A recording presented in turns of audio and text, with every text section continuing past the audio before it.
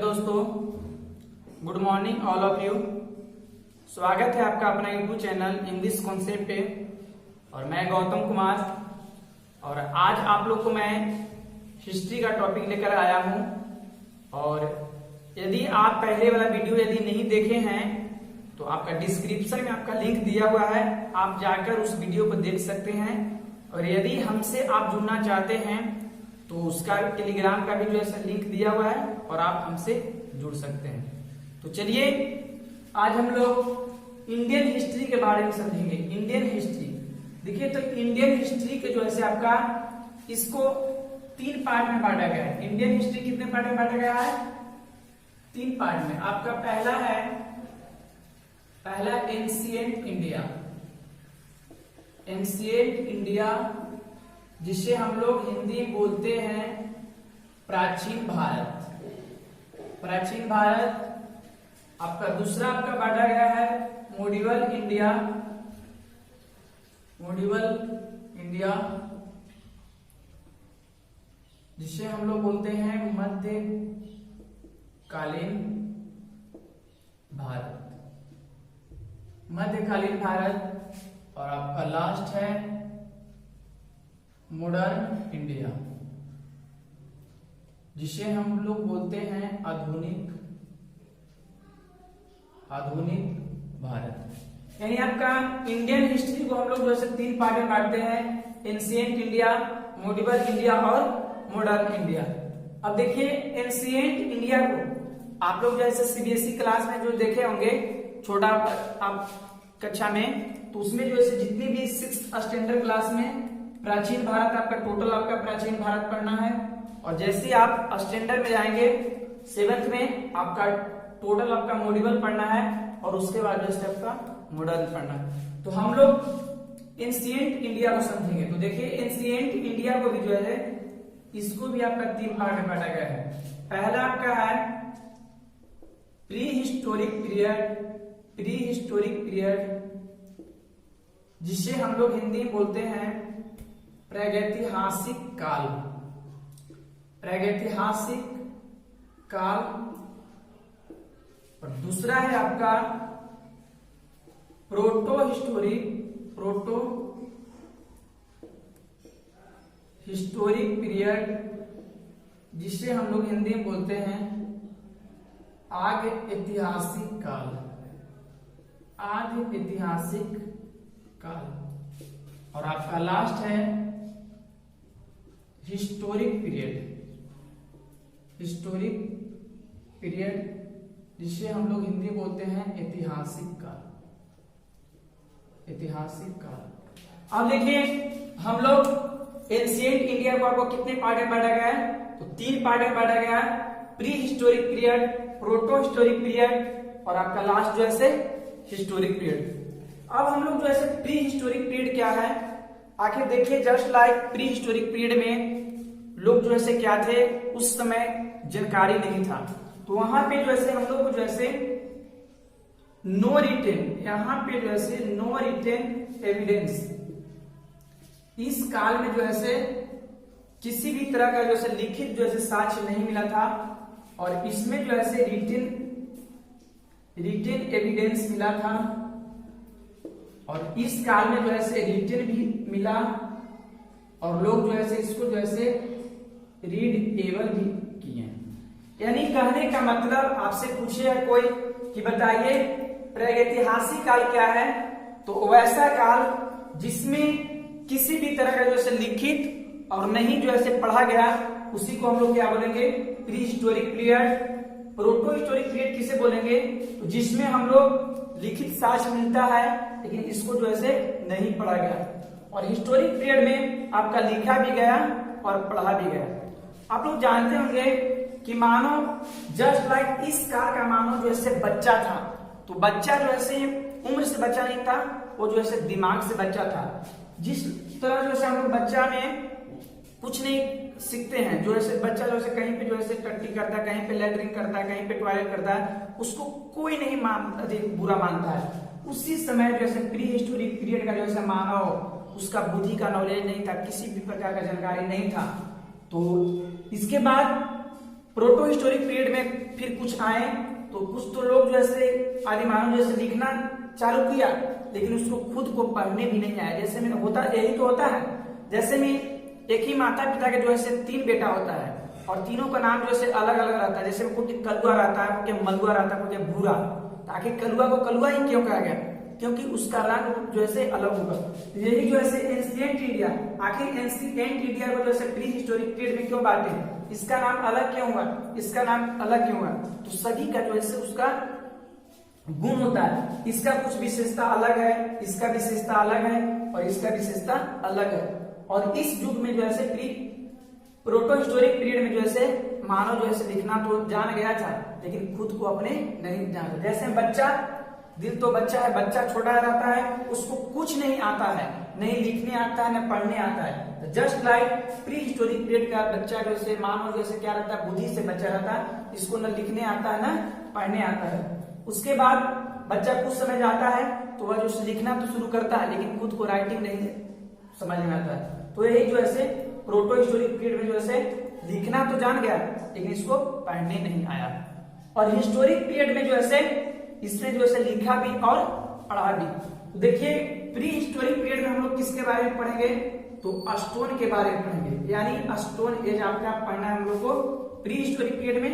इसमें हम लोग क्या पढ़ेंगे? तो हड़प्पा सिविलाइजेशन इसमें हम लोग पढ़ेंगे, और इसमें हम लोग पढ़ेंगे वेद के बारे में। फिर जैसे मौर्यकालीन, गुप्तकालीन आपका पढ़ना है हिस्टोरिक पीरियड में। तो हम लोग पढ़ेंगे प्री हिस्टोरिक पीरियड, जिससे हम लोग बोलेंगे स्टोन एज। और प्रोटो हिस्टोरिक किस में आता है? तो हड़प्पा सिविलाइजेशन में, क्योंकि हड़प्पा का भी सिविलाइजेशन जो है उसमें लिखित तो मिला है, लेकिन अभी तक जो इस पीरियड को जो है नहीं पढ़ा गया है, इसलिए इसको हम हड़प्पा के अंतर्गत रखते हैं। और एज जो है स्टोन एज, आखिर प्री हिस्टोरिक पीरियड में स्टोन एज क्यों कहेंगे? तो क्योंकि इसको जो है बांटा भी गया है स्टोन एज के, एक जो है क्लाइमेट के आधार पे, एक आपका स्टोन की एज पे और एक जो है क्लाइमेट के आधार पे। देखिए स्टोन को बोलते हैं हम लोग पाषाण काल। पाषाण काल, तो पाषाण काल, आखिर पाषाण काल पाषाण ही क्यों पड़ा? क्योंकि पाषाण पत्थर से मिलकर बना है आपका पत्थर, और इस काल में जो है स्टोन का यूज होता होगा, इसलिए हम लोग जो है पाषाण काल बोले। और देखिए क्लाइमेट, इसको क्लाइमेट के आधार पे आपका बांटा गया है, क्योंकि उस समय जो है जितनी भी भारत का पूरा विश्व जो है क्या था, ज्यादा बर्फ था, और धीरे धीरे जो है क्लाइमेट चेंज हुआ, उसी से जो है मानव उत्पत्ति हुआ। तो देखिए यहाँ पे हम स्टोन एज, और स्टोन एज को आपका 2 भाग में बांटा गया है। पहला है आपका स्टोन एज और दूसरा आपका है कॉपर एज, जिसे हम लोग हिंदी बोलते हैं पाषाण काल, और इससे जो हम बोलते हैं ताम्र युग। युग भी बोल सकते हैं, काल भी बोल सकते हैं, युग। आप देखेंगे यानी प्री हिस्टोरिक पीरियड का आपका 2 पार्ट में, किसके बेसिस पे? किसके बेस पे? तो यह जो है स्टोन के बेस पे, और स्टोन के बेस पे जो है प्री हिस्टोरिक पीरियड को 2 पार्ट में बांटा गया है। पहला आपका स्टोन एज और दूसरा आपका कॉपर एज। अब देखिए स्टोन एज को भी आपका 3 पार्ट में बांटा गया है। स्टोन एज को भी 3 पार्ट में बांटा गया है। पहला आपका है पैलियोलिथिक पीरियड, जिसे हम लोग हिंदी बोलते हैं पूरा पाषाण काल। दूसरा आपका है मेजोलिथिक पीरियड,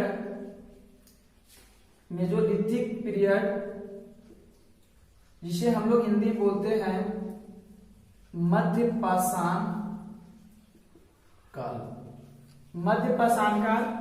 और आपका लास्ट है नियोलिथिक पीरियड,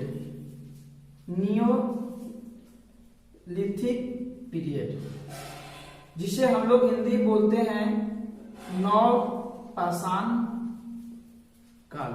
अब देखिए पैलियोलिथिक पीरियड, आखिर स्टोन एज, आपका स्टोन एज 3 पार्ट में बांटा गया है, पैलियोलिथिक पीरियड, मेसोलिथिक पीरियड और नियोलिथिक पीरियड।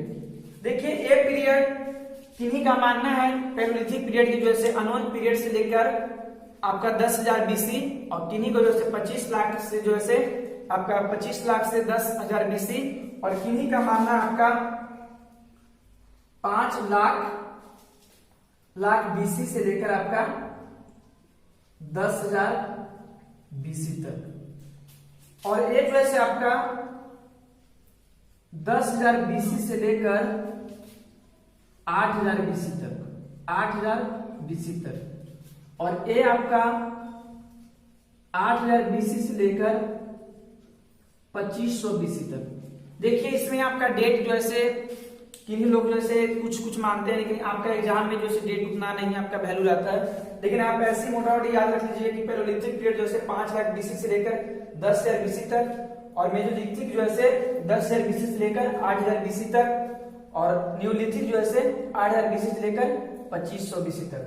आप देखिए इस काल में जो है pre historic period, proto historic period और आपका ऐतिहासिक काल। आई रिपीट, मैं रिपीट थोड़ा कर देता हूं आपको। जैसे प्री हिस्टोरिक पीरियड में कुछ हुआ था, और इस काल में कुछ हुआ था, और इस काल में बहुत कुछ हुआ था। ऐसी तो होता है, पहले कुछ होता है, उसके बाद कुछ होता है, और उसके बाद बहुत कुछ होता है। आप समझ ही रहे हैं क्या क्या होता है। तो प्री हिस्टोरिक पीरियड को हम लोग जो है किसके आधार पे, स्टोन एज पे और क्लाइमेट के आधार पे बांटते हैं। स्टोन एज आपका दो तरह से होता है, स्टोन एज और कॉपर एज। स्टोन एज को हम लोग 3 पार्ट में बांटे हैं, पैलोलिथिक पीरियड, मेसोलिथिक पीरियड और न्यूलिथिक पीरियड, जिसे हम लोग बोलते हैं पैलोलिथिक पीरियड पूरा पाषाण काल, मेसोलिथिक मध्य पाषाण काल, और न्यूलिथिक जो है नव पाषाण काल। अब हम लोग थोड़ा सा यहाँ पे BC आ रहा है, तो हम लोग थोड़ा सा BC और AD के बारे में हम लोग थोड़ा सा जान जाते हैं।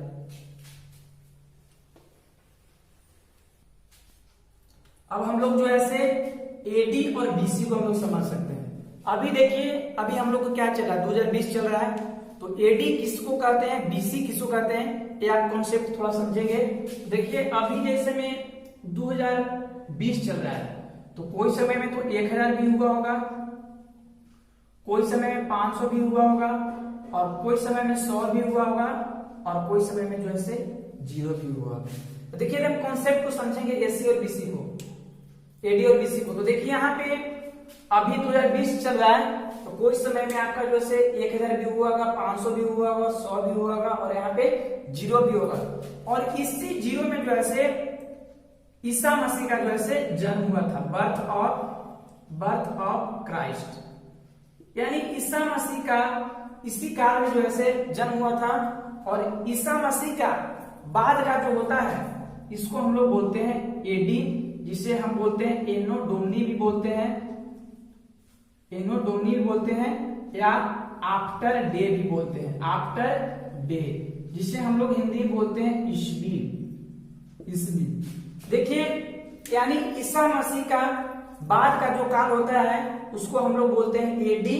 अब इधर देखिए, जैसे में आपका टाइम पीरियड जो है अनोन पीरियड से स्टार्ट ही होगा, अनोन पीरियड से। तो अनोन पीरियड में मान लीजिए कि उस टाइम भी हुआ होगा 5000, मान लीजिए 1000 हुआ हो, फिर 500, फिर आपका 100, और यहाँ पे आपका 0। तो समझ सकते हैं आप कि इस टाइम का यानी ईसा मसीह के पहले जो था उसको हम लोग बोलते हैं BC, जिसे हम लोग बोलते हैं बिफोर क्राइस्ट, जिसमें हम लोग बोलते हैं ईसा पूर्व, हिंदी में हम लोग ईसा पूर्व बोलते हैं। तो यही था आपका AD और आपका BC। BC मीन्स होता है बिफोर ऑफ क्राइस्ट, यानी ईसा मसीह का पहले का काल जो होता है उसको हम BC बोलते हैं, और ईसा मसीह का बाद का होता है उसे हम AD बोलते हैं। एक और थोड़ा सा मैं आपको कॉन्सेप्ट बता दूं कि आपका सेंचुरी क्या होता है, जिससे हम लोग सेंचुरी, जैसे में हिंदी में इसको बोलते हैं शताब्दी, सेंचुरी। जैसे में अभी हम लोग चल रहा है 21वीं शताब्दी, तो अभी 21वीं शताब्दी चल रहा था, 2020 है, तो 21वीं शताब्दी एक ऐसे हुआ। तो आप समझ सकते हैं कि कोई काल जैसे यहाँ पे जो है 0 से स्टार्ट हुआ, यहाँ पे ईसा मसीह काल हुआ, तो यहाँ पे 0 से लेकर, जैसे में अंक मान लेते हैं 0, 1 2 3 4 5 6 7 8 9 10। यहाँ पे आपका डिजिट कितना है, 1, कितना डिजिट है, 1 डिजिट है, लेकिन कितना इसमें नंबर रहता है, 1 2 3 4 5 6 7 8 9 10 11, टोटल आपका जो है कितना है, 11 है। और यही काल में जो है जैसे हम लोग 2020, तो 2020 आपका हो गया 20 में लगभग 20वीं, और 2020 के बाद अगर आपका आ गया 21 22 23, तो 21वीं आपका आ गया, तो 21वीं सदी में आ गया, तो इसीलिए हम लोग जैसे इसको बोलते हैं 21वीं सदी। यही था आपका एडी बीसी और सदी। उसके बाद देखिए जैसे मान लीजिए कि पहले जैसे सपोज दैट मान लीजिए आप लोग मान के चलिए कि गौतम बुद्ध का जन्म जैसे 560 बीसी में हुआ, 560 बीसी में, इनका मृत्यु यदि जैसे 460 बीसी में हो गया, तो हम लोग कंफ्यूज हो जाते थे कि अरे जैसे 560 में जन्म लिए और 460 में कैसे मर गए। तो यही जो है बीसी जो है आपका घटते क्रम में होता है, और आपका एडी जो है बढ़ते क्रम में होता है। और यही जैसे 560 में जन्म लिए, इसी चलते 460 में, क्योंकि इस समय का बीसी टाइम का इधर आपका जो है छोटा है और इधर आपका जो है बड़ा है, लेकिन इस टाइम का जो है ए आपका छोटा है और इस साइड जो है बड़ा है। तो यही था आपका कॉन्सेप्ट एससी, एडी और बीसी का। अब हम लोग पढ़ेंगे पैरोलिथिक पीरियड।